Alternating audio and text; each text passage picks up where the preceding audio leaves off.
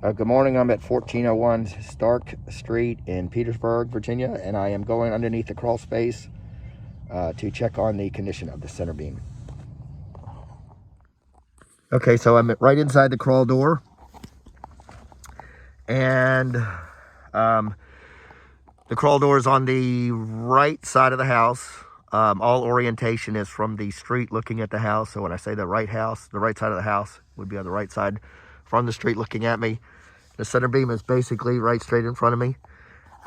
You can see there's a bunch of insulation and debris in the crawl space that should be cleaned up for sure. The wood will attract termites, and then the insulation is just falling down. So the insulation should be reinstalled for sure. I'm looking at the insulation, and it looks like it is unfaced insulation. So ideally you would have a vapor barrier that would be facing the insulation, and the vapor barrier would be up towards the heated space, and that is not the case. It's just loose insulation, and it's kind of cascading down, as you can see. So that could be tucked up and made a lot neater. There is no vapor barrier as well, so during the wet season, the crawl space could become exceedingly damp as a result of that. So vapor barrier is basically thick plastic sheet, 6 mils, and it's put down foundation wall to foundation wall, and it's stapled to the ground. Also, I'm seeing some wires that are just kind of dangly here and there. Those should be stapled up. I'm seeing a lot of new pipes. That's good stuff. And both on the drain side, the thick plastic white PVC drain pipes, and I'm also seeing the PEX supply lines here. PEX is excellent, and PVC is excellent too. Many, many, many years of service out of that, trouble-free. The center beam is just to the, if you come in the crawl door, the center beam is just to the left of the crawl door, and I'm looking at it right here. All right, just measuring, and the joists are 2x8s, and they are about 16 inches apart. And the center beam is 2x8s as well, and it's probably 3 of them put together. From what I can see right here, the center beam doesn't really look that bad so far, but there's a bunch of makeshift repairs over just to the right of that or towards the back of the house. And you've got cinder blocks just dry stacked, and then wood shimmed on top of it. It's just all very makeshift. So if the floor is sagging because the house is settling over time, then what we really ought to do is do a quarter beam in this area, and that is very similar to the center beam. We dig a footing in the ground, usually 12 to 16 inches deep, and we pour concrete in it, and we let that set up.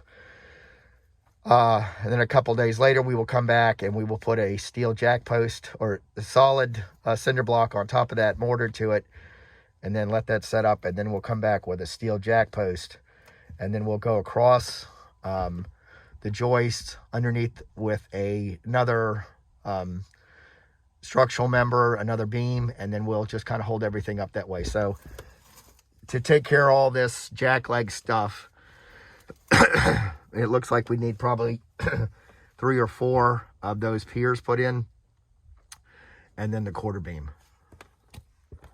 So counting the joist pockets, it looks like we would need to span 9 to 10 joists on that quarter beam.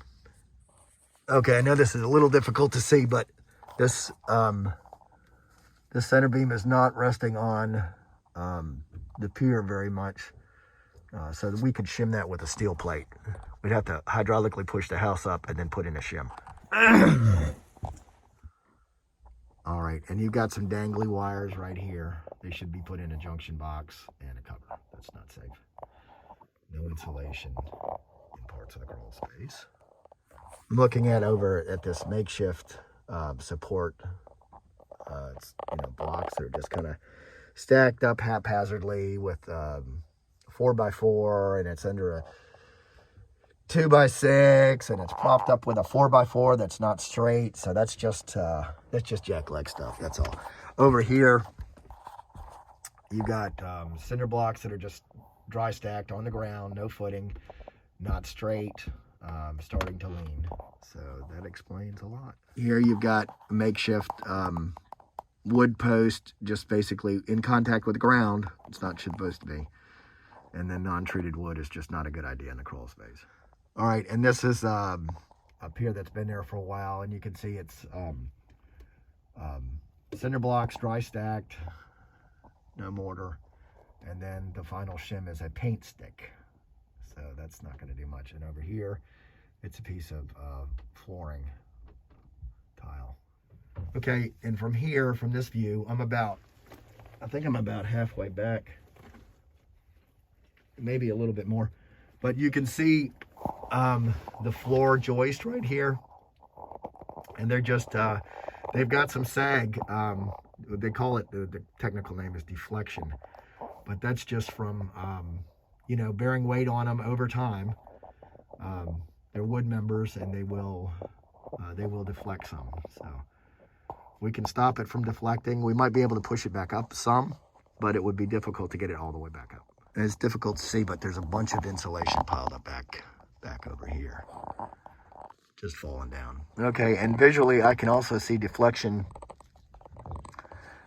in the center beam right here. But the original center beam does have good piers. They're set up on footings, the best that I can tell. And we could hydraulically press the house up. We could get some of that dip out of the floor, and we could shim it with steel plates, and we could make it a lot better.